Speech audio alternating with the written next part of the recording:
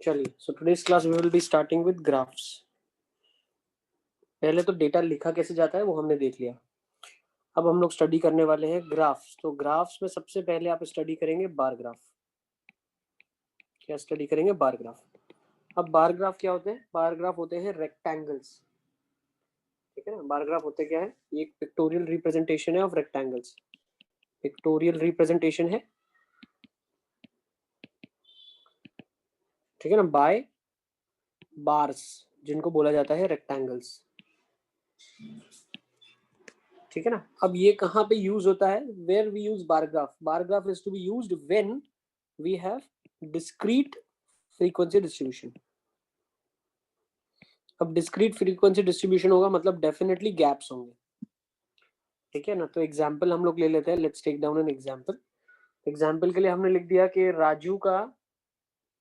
राजू एक लड़का है, ठीक है ना। राजू हैज रिकॉर्डेड टेम्परेचर, ठीक है ना, ऑफ दाहोद, ठीक है ना, एट 2 PM एवरी डे। तो क्या करता है? 2 PM को रोज टेम्परेचर मेजर करता है दाहोद का, ठीक है ना। तो यहाँ पे उसके पास डेटा दिया हुआ है, days of the week and the temperature in degree Celsius that he has measured, okay.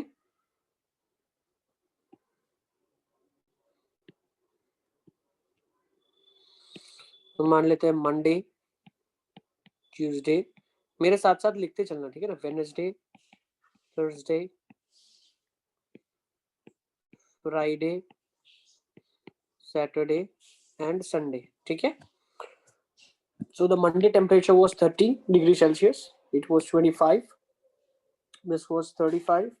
Let's say again it is 20. Again it is 40. Again it is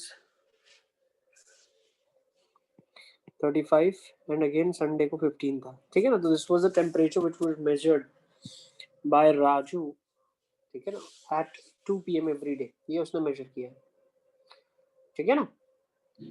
Now you have to construct a bar graph of the above data. Draw a bar graph of the above data. Draw a bar graph of above data. So if you draw a bar graph of above data, let's draw it. Now x axis is to be considered as, देखो bar graph बनाने के लिए आप x और y पे अपनी पसंद से चीजें ले सकते हैं, ठीक है ना। उसी बेसिस पे कहा जाएगा हॉरिजॉन्टल बार ग्राफ और वर्टिकल बार ग्राफ, ठीक है। जैसे अगर मैंने x एक्सिस पे डेज को ले लिया, ठीक है ना, this is my x axis and this is my y axis. अगर मैं x एक्सिस पे डेज लिखता हूँ और y एक्सिस पे मैं टेम्परेचर मार्क करता हूँ, तो सारे वर्टिकल ग्राफ बनेंगे। देखो कैसे, मंडे एक ले लिया मैंने, एक ले लिया ट्यूसडे, एक ले लिया वेडनेसडे। तो देखो ये मार्किंग मैं कैसे कर रहा हूँ? ये मार्किंग मैं कर रहा हूँ 1.5 सेंटीमीटर पे, ठीक है ना। कितने पे कर रहा हूँ? 1.5 सेंटीमीटर पे मैं मार्किंग कर रहा हूँ, ठीक है। अब जो मैं ग्राफ बनाने वाला हूँ 0.5 इधर 0.5 इधर होगा, ठीक है। या आप चाहो तो 1 पे मार्किंग कर लो। एक काम करते हैं ना हम लोग, क्या करते हैं, ग्राफ करने के लिए एक सेकेंड मुझे, तो मैं ना इसको थोड़ा सा शीट को चेंज कर लेता हूँ। हम लोग शीट भी ले लेते हैं ऐसी, second, let me lines and grids and I need this type, ठीक है ना। ओके, तो draw the bar graph. So let's draw 1 centimetre का, जैसे देखो आप यहाँ पे स्पेसिंग दिया हुआ है आपको, ठीक है ना। 1 सेंटीमीटर का स्पेसिंग दिया हुआ है। एक सेकेंड,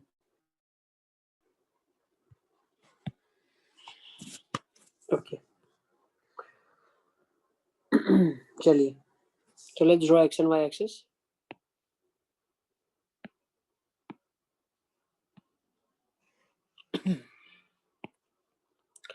ये मैंने एक लाइन बना दिया है।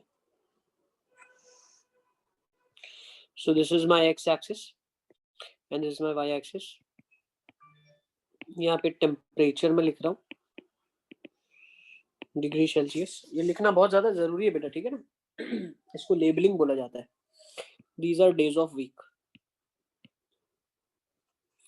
यहाँ पे आपको स्केल भी लिखना पड़ेगा।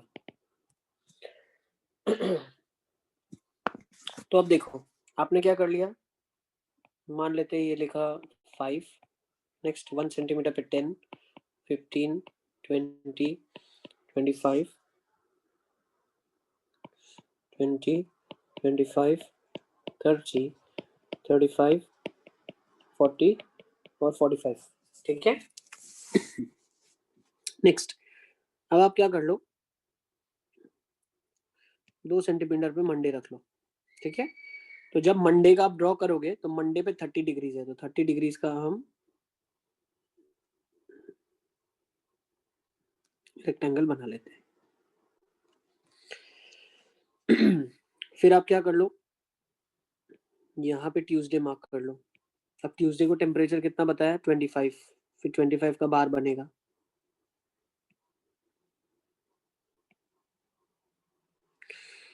फिर यहाँ पे आ जाएगा आपके पास वेडनेसडे, फिर यहाँ पे आपके पास, एक सेकेंड, वेडनेसडे को 35 बताया, 35 मार्क कर लो।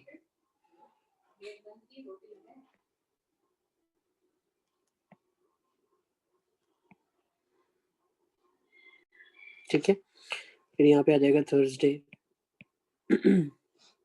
थर्सडे को 20 बताया हुआ है टेम्परेचर।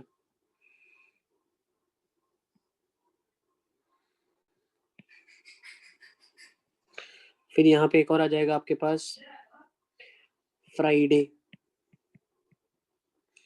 ठीक है, इसको और एक्सटेंड कर देते हैं। फ्राइडे को टेम्परेचर बताया हुआ है 40, so let me take it over here.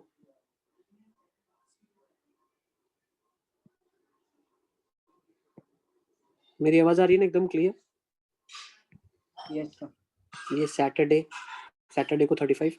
बेटा ये एकदम फ्री का चैप्टर था ना, इसके मार्क्स एकदम फ्री के मार्क्स है, इसमें कुछ लॉजिक नहीं करना है, कुछ करना नहीं है, सिर्फ ग्राफ बनाना है और मार्क्स कमाना है, ठीक है ना, बहुत सिंपल, ठीक है ना। सिर्फ 8th में नहीं, स्टैटिस्टिक्स 9th में हो, 10th में हो, सब जगह ये फ्री का ही चैप्टर होता है, ठीक है ना, फ्री के मार्क्स 11th में हो, ठीक है ना। इस चैप्टर में बिल्कुल ही लूज नहीं करना मार्क्स आपको। एक सेकेंड, ठीक है ना, तो हमने सैटरडे तक बना लिया, और एक थोड़ा शिफ्ट कर देता हूँ मैं इसको, so probably 1 second, yes, okay. और लास्ट आपके पास इधर आ जाएगा संडे, संडे को कितना दिया, 15 दिया है, so I will write like this.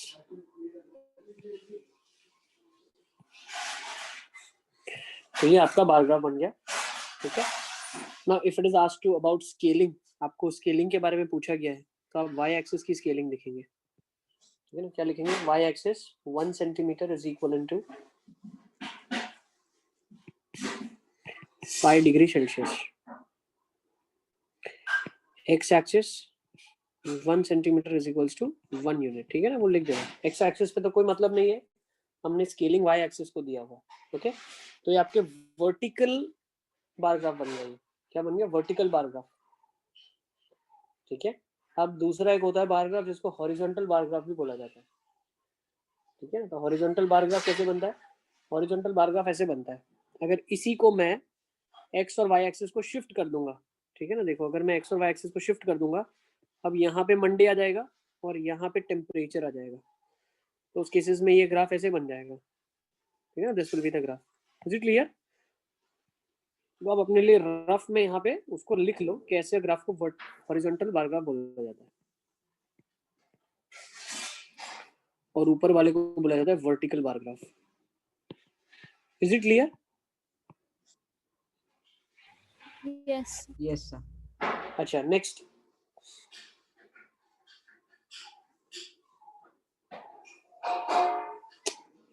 अब बार ग्राफ में तीसरा टाइप है, ये वर्टिकल हो गया, ये हॉरिजॉन्टल हो गया। अब थर्ड होता है डबल बार ग्राफ। क्या होता है डबल बार ग्राफ, उसको भी हम बनाएंगे यहीं पे, डबल बार ग्राफ। अब डबल बार ग्राफ में क्या होता है कि यहीं पे आपको मान लो दाहोद लिखा था ना, दाहोद, तो दाहोद का टेम्परेचर तो दे दिया, साथ ही साथ आपको क्या कर दिया उन्होंने, किसी और एक शहर का टेम्परेचर भी दे दिया आपको, दिल्ली का दे दिया मान लो, ठीक है ना। दूसरा मैं यहाँ पे मेंशन करता हूँ, लेट्स से दिल्ली,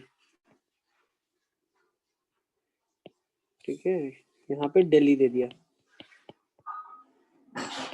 तो होगा क्या, दो को जब हम कंपेयर करते हैं, ठीक है ना, whenever we are comparing two datas correspondingly, तो डबल बार ग्राफ का इस्तेमाल करते हैं। तो मान लो आपको यहाँ पे डेटा जो दिया है दिल्ली का, वो दिल्ली के डेटा में यहाँ पे लिखा है 15 डिग्रीज, फिर यहाँ पे लिखा है 10 डिग्रीज, फिर यहाँ पे लिखा है 15, फिर यहाँ पे लिखा है 5, फिर यहाँ पे लिखा है 10, फिर 5 और फिर लिखा है 15। तो मैं क्या करूंगा, अब मुझे एक ही डेटा को कंपेयर करना है, ठीक है ना। तो whenever there is a comparison required we will go for double bar graph. तो अभी मैं क्या कर लूंगा, इसी ग्राफ को देखो मैं कैसे डबल बार ग्राफ में कन्वर्ट करता हूँ। तो मैं यहाँ पे दो कलरिंग कर लूंगा भाई। मेरा एक जो रेड कलर होगा वो रिप्रेजेंट करेगा दाहोद को, और जो मेरा ग्रीन कलर होगा या दूसरा कोई कलर होगा जिसको हम दिल्ली से रिप्रेजेंट करने वाले हैं, ठीक है। तो मैं अब इन सब जो मेरे पास लाइंस है, इन सब लाइंस को मैं क्या करने वाला हूँ, दो पार्ट में ब्रेक कर रहा हूँ। मैं इधर ही कन्वर्ट कर रहा हूँ, देखो कैसा दिखेगा। आप तीन ग्राफ बनाओगे, ठीक है ना। आपकी किताब में तीन ग्राफ होंगे, एक तो वर्टिकल होगा, एक हॉरिजॉन्टल होगा और एक डबल बार ग्राफ होगा, ठीक है ना। ओके, तो अब देखो थोड़ा बहुत मैं चीज़ों को इरेज कर देता हूँ यहाँ से, so I would be in a position to do it.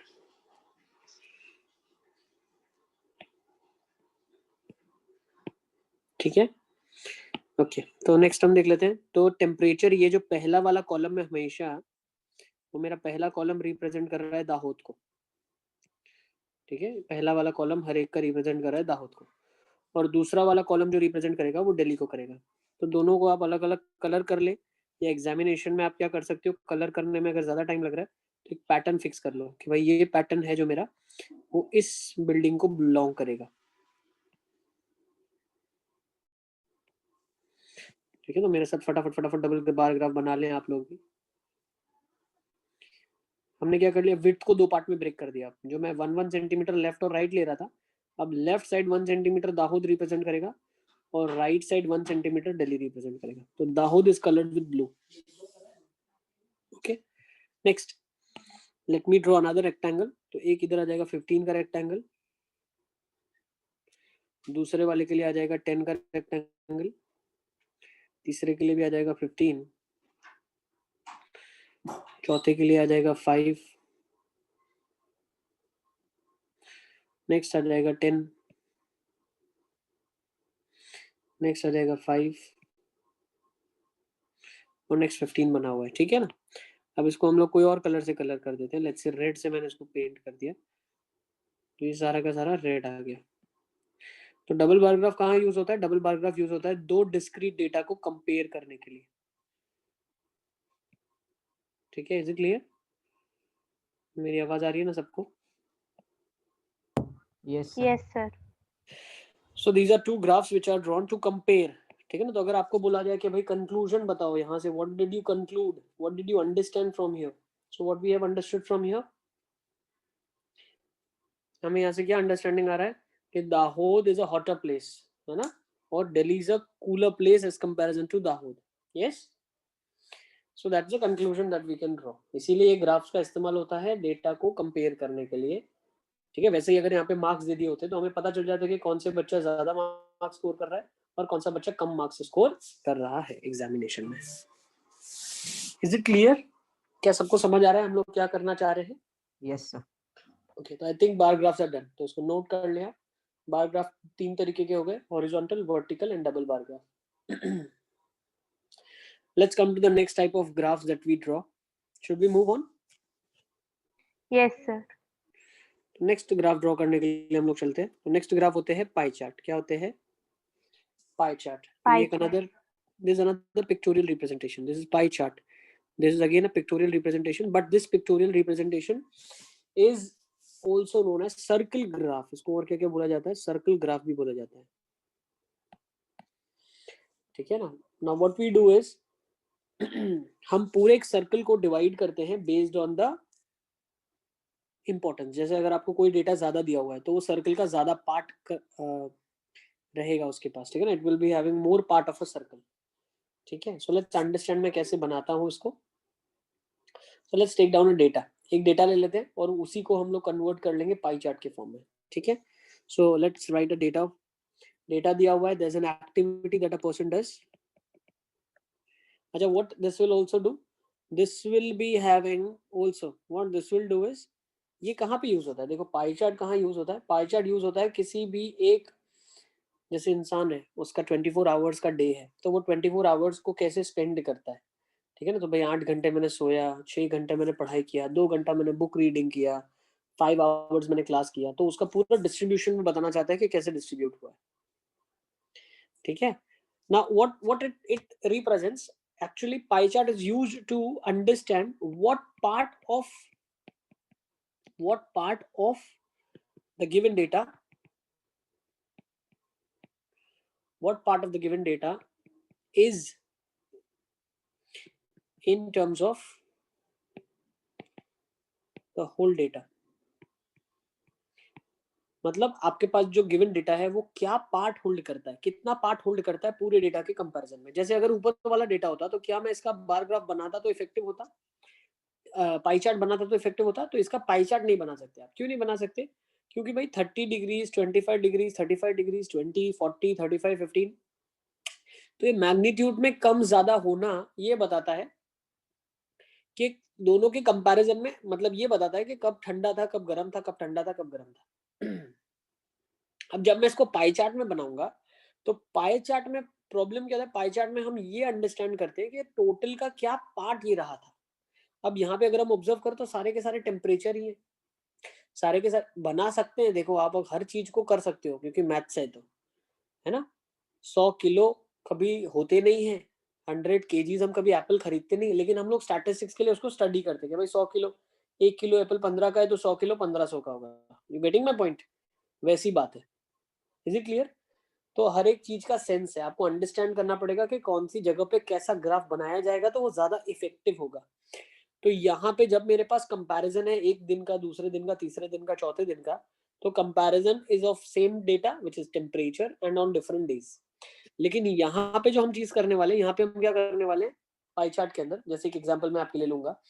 So in pie chart what we will be doing is we will try to understand कि एक जो पूरा दिन है, जैसे पूरा दिन है तो उसको उसने कितने पार्ट में ब्रेक कर लिया है। So a circle will represent the whole day and different regions of the circle will indicate the area, more the area, more the time that person has spent in doing that work। दूसरा क्या होता है, जैसे मेरे पास और कहाँ पे pie chart use होता है, अगर आपने एसएसटी की किताबें देखी है, ठीक है ना, तो एसएसटी की किताबों एयर में का वो बता, कंपोजिशन। हाँ कंपोजिशन में यूज होता है कि भाई कितनी जमीन में कितना क्या उगाया गया है। तो अगर 100% इंडिया की लैंड है तो 40% में ये उगाया जाता है, 15% में ये उगाया जाता है, रेस्ट में मिसलेनियस उगाया जाता है, समथिंग लाइक दैट, है ना। So what part of it is to represent that we usually go for pie chart। Okay, अब देखो हर एक टाइप का ग्राफ हर एक टाइप में कन्वर्टेबल है, लेकिन ये इंसान की समझ ही है कि वो बता पाएगा कि मुझे कौन सी जगह पे कैसा ग्राफ बनाना चाहिए, तो मुझे देख के चीजें ज्यादा अच्छे से समझ आएगी। Okay, so let's take down an example। There's an activity and based on that activity you have spent number of hours a day। Okay, so let's say the activity is sleeping। तो उस इंसान ने 8 घंटे sleep किया है, 8 hours person has slept। Second activity that he's doing is going to school, that has been done for 7 hours। Third activity that has been performed is play, is played for 2 hours। Fourth activity that has been done is doing the homework, the homework karna, so rest 3 hours has been spent in doing the homework। Then fifth is miscellaneous, ठीक है ना, miscellaneous। तो अब इसमें क्या होता है, खाना खाया, ठीक है ना, थोड़ी देर टीवी देख लिया। ओके, ये indoor activities, miscellaneous comprises of indoor activities. तो ये डेटा आपके पास दिया हुआ है, ठीक है। अब आपको क्या करना है, इसको कन्वर्ट करना है pictorial representation, that is a pie chart. तो मैं क्या करता हूँ, सबसे पहले steps of drawing a pie chart. तो सबसे पहले आप स्टेप समझेंगे। सबसे पहले स्टेप में आप क्या करते हैं, first step is you draw circle. क्या करते हैं, एक सर्कल बनाते हैं। आप सबसे पहले एक सर्कल बनाएंगे। सर क्या उसका कुछ रेडियस फिक्स होगा, नॉट नेसेसरीली, आप अपनी पसंद के रेडियस का सर्कल बना लेंगे। First draw a circle with your choice of centre, choice of radius and centre, radius as well as centre, सब कुछ अपनी चॉइस का आप एक सर्कल बना लें। Okay, second part, a circle is having an angle of 360 degrees at the center, जिसको बोला जाता है सेंट्रल एंगल। मैं आपको जब मेंसुरेशन पढ़ा रहा था तब मैंने बताया था, याद है आपको? जो बीच का एंगल होता है वो क्या कहलाता है? कि पूरा 360 डिग्रीज है। कितना है? 360 डिग्रीज है, तो इसको क्या बोला जाता है? सेंट्रल एंगल बोला जाता है। क्या बोला जाता है? Central angle. सेंट्रल एंगल बोला जाता है ना। थर्ड, अब जो मेरे पास ऊपर डेटा है, इसमें मुझे एक और कॉलम ऐड करना है।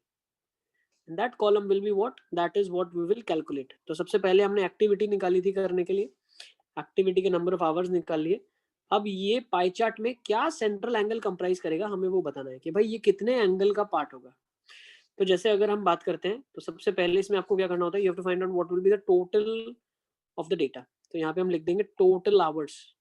तो टोटल आवर्स कितना है अगर आप ऑब्जर्व करो तो पूरे 24 आवर्स का उसने डेटा दे दिया है। यस, कितने आवर्स हो रहे हैं देखो एक बार, 7, 9, 16, 24, पूरा 24 आवर्स हो रहा है। Yes, sir. 24 आवर्स हो रहा है। अब मुझे एक चीज बताओ, sleeping is what part of, sleeping क्या पार्ट है पूरे दिन का? 8/24. So 8/24, so it's what it is part is 1/3. So if it is 1/3 part of the day, can I say that I have to convert this whole 360 degrees into 1/3? तो 360 degrees का 1/3 कितना होगा? उसके लिए मैं क्या करता हूँ, 8/24 into 360 करता हूँ, तो कितना आ जाएगा? 120 डिग्रीज आ जाएगा। yes or no? Next, 7/24 into 360 degrees, अब ये कितना होगा? देखो 24 को अगर आप डिवाइड करोगे 360 से तो 15 आ जाएगा, ठीक है ना? 15 इंटू 7, 15 इंटू 7 105। नेक्स्ट, अब इधर भी यही लॉजिक होगा, 2/24 इंटू 360। तो जब भी मैं इसका रेशियो ले रहा हूँ, इसका रेशियो मेरे को पता चल गया 15 है, तो 2 into 15 30 degrees. Yes, same 3/24 into 360। So I don't need to do 3/24 into 360 पूरा, मुझे पता है, क्या पता है मुझे? 360/24 इज कंप्राइजिंग ऑफ 15, तो ये आ जाएगा 45 डिग्रीज। यस, फिर 4/24 into 360 degrees, that would be how much? 60 degrees. Do you agree with me or not? Yes. अब देखो, आपने सारे एंगल निकाल लिए, लेकिन आपके लिए एक चेक होगा। What will be your check? कि मैं सारे एंगल्स को जब ऐड करूंगा तो वो मेरा 360 होना चाहिए। तो चेक कर लो, 225, 255, 260, 300 and 360 degrees. Is it clear? तो जैसे 24 आवर्स पूरा एक सम होता है, सम मतलब पूरा नंबर ऑफ, बोल सकते हैं ना 24 घंटे एक दिन में होता है, तो एक दिन पूरा कंप्लीट हो गया। वैसे ही एक सर्कल में 360 डिग्रीज होता है, तो वो भी पूरा होना चाहिए। तो 360 डिग्रीज आपका कंप्लीट हो गया। ओके, अब आपको पाई चार्ट बनाना है। तो ये data, third step was to calculate the part of the circle each activity holds to. So you have to calculate the central angle for each activity, central angle for each activity, ये आपका task था, तो वो आप करके आ गए। Okay, तो अब सबसे पहले आप क्या करोगे, जैसे देखो आपने अभी क्या करना है, एक हॉरिजॉन्टल लाइन बनाना है। तो आपने एक हॉरिजॉन्टल लाइन बना दिया, एकदम स्ट्रेट लाइन। ओके, अब आपने क्या कर लिया, प्रोट्रैक्टर को यहाँ पे रखा, ठीक है ना? ये लाइन के ऊपर प्रोट्रैक्टर आपने रखा, ठीक है? यहाँ पे आपका 0 दिखा रहा है। अब प्रोट्रैक्टर में मेजर करना है आपको कितना, 120 डिग्री। तो प्रोट्रैक्टर में आप मेजर कर लो 120। यस, तो ये आपका प्रोट्रैक्टर के हिसाब से 120 डिग्रीज आ जाएगा। Is it clear? तो ये एंगल 120 डिग्रीज हो गया। Is it clear? फिर प्रोट्रैक्टर को आपको यहाँ पे रखना है। अब यहाँ पे प्रोट्रैक्टर रखना है आपने, देख लो यहाँ पे मैं डबल डैश डैश बना रहा हूँ ना, यहाँ प्रोट्रैक्टर रखना है, ठीक है? अच्छा, इस रीजन को क्या लिख दोगे अंदर आप? यहाँ पे इंसान ने क्या किया था, स्लीपिंग का काम किया हुआ, sleeping activities been performed. Next, अब आपने प्रोट्रैक्टर को यहाँ रखा और 105 डिग्रीज बनाया, ठीक है? तो अगर आपने 105 डिग्रीज बनाया तो ये आपका बन जाएगा यहाँ पे कुछ, ठीक है? Something like this. आप प्रोट्रैक्टर लेके बैठो अपने साथ, तो 105 डिग्रीज आ जाएगा, ठीक है? एक सेकेंड, और ये second activity was going to school. Okay, then अब आपको क्या करना है, प्रोट्रैक्टर यहाँ पे रखना है। देखो ऐसा कुछ दिख रहा होगा, प्रोट्रैक्टर आपको यहाँ पे रखना है। अब आपको क्या करना है, यहाँ से एंगल कितना कट करना है, 30 डिग्रीज। तो आपने 30 डिग्रीज का और एंगल कट कर लिया,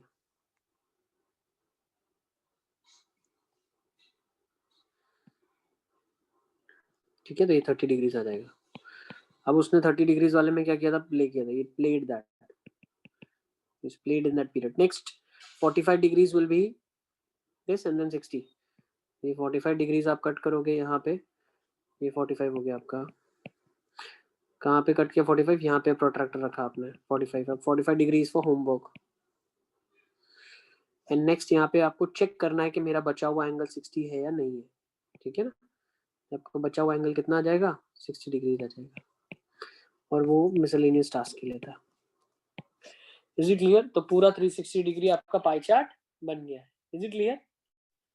पूरे 360 डिग्री में आपका पाई चार्ट बन गया है. ओके अब हर एक जो पार्ट है वो बोलते हैं सेक्टर ऑफ सर्कल. ठीक है ना, so each sector of circle represents activity. अब आपको क्या करना है, इसको अलग अलग तरीके से शेड कर लो. ठीक है ना, तो अलग अलग शेडिंग आप कर ले. मान लीजिए आपने कोई को रेड से शेड कर दिया, किसी को आपने और कोई कलर से शेड कर दिया. ठीक है ना, तो ये रेड से शेड हो गया पूरा का पूरा. फिर दूसरे वाले को दूसरे कलर से आपने शेड कर दिया. ठीक है ना, आप इसमें पैटर्न्स भी बना सकते हो अपनी पसंद की अलग अलग पैटर्न्स. बट ध्यान रखना ये ड्राइंग का एग्जाम नहीं है. ध्यान रखना टाइम लिमिट में काम कंप्लीट कर देना. ठीक है ना, बच्चे बहुत इमोशनल हो जाते हैं तो बिल्कुल घंटों लगा देते हैं इसमें. ऐसा नहीं करना है आपको. This is not drawing exam, this is कौन से सब्जेक्ट का एग्जाम है ये? मैथ. बिल्कुल, धन्यवाद. ठीक है ना, तो याद रखें ये चीज. Okay yes. ओके भाई, कलर भी कम पड़ गया क्या? चलिए लेट्स डू दिस. ठीक है ना, तो all colours have been shaded. ठीक है, तो यहाँ से देखो हमें पिक्टोरिकली हम लोग क्या रिप्रेजेंट कर रहे हैं. What is the pictorial representation of all this? Pictorially if you see this represents a graph in which the more the sector of the circle, the task is being done for longer duration of time. Is it clear? Yes. ये चीज understood है. So yes, this is sleeping walk. ठीक है ना, 120 degrees. This is school. 105. Next play. 30. Next 45 degrees homework. Next 60 degrees is miscellaneous. तो आपका दूसरा भी कंप्लीट हो गया जिसको हम बोलते हैं पाई चार्ट. ठीक है, तो इसको नोट कर लो आप, फिर हम लोग आगे चलते हैं.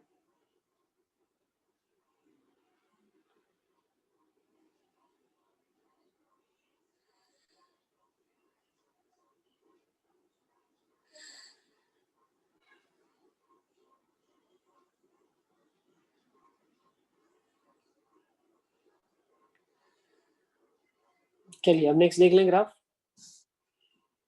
हिस्टोग्राम. Yes.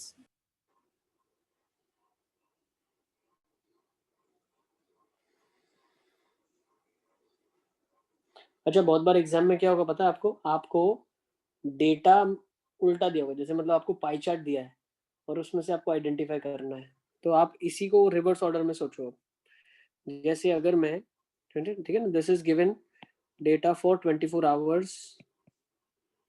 ठीक है ना, is given for let's say child जय. ठीक है ना, जय लड़के के लिए सब कुछ दिया हुआ है. So find out the number of hours he spends doing the activities. Find out the number of hours he spends to do the above activities. तो अब क्वेश्चन ने आपको पाई चार्ट दे दिया और बोला कि एक दिन में क्या क्या काम करके कितना टाइम स्पेंड करता है, वो निकाल लीजिए. तो अब आप कैसे निकालोगे? तो एक चीज दिमाग में बहुत ही क्रिस्टल क्लियर आपको रखनी है. What is that thing is कि डायरेक्ट वेरिएशन होता है. जितना ज्यादा एंगल होगा उतना ज्यादा आवर्स उसने उसमें स्पेंड किया होगा. Is it clear? क्या ये चीज क्लियर है? जितना Yes. ज्यादा उसने टाइम स्पेंड किया होगा उतना ज्यादा उसका एंगल होगा. ठीक है ना, so more the angle more the time is been spent. Okay, so what we will do is, देखो तो अगर हम शुरू करते हैं पहले पहले स्लीपिंग से.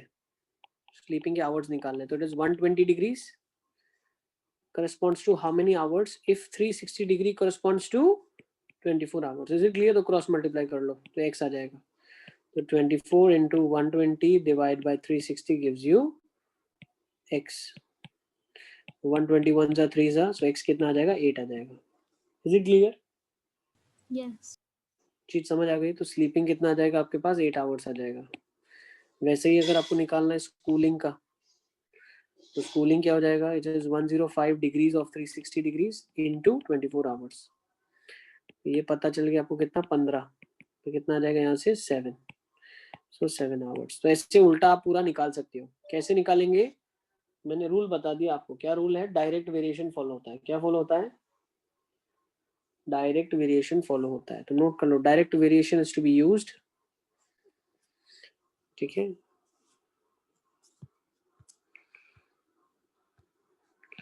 direct variation is to be used to calculate hours of the above activity. ठीक है, ओके, ठीक है। तो दोनों वे आपको कन्वर्ट करने आना चाहिए। ठीक है, तो बस आज की क्लास को आई थिंक यहीं पे कंक्लूड करेंगे। Next time we will be starting with histogram. ठीक है ना, अभी तो वैसे भी करेंगे तो कंप्लीट नहीं होगा, तो हिस्टोग्राम से हम लोग नेक्स्ट टाइम शुरू करेंगे। Is it clear? Till then bye bye, take care everyone. Sir.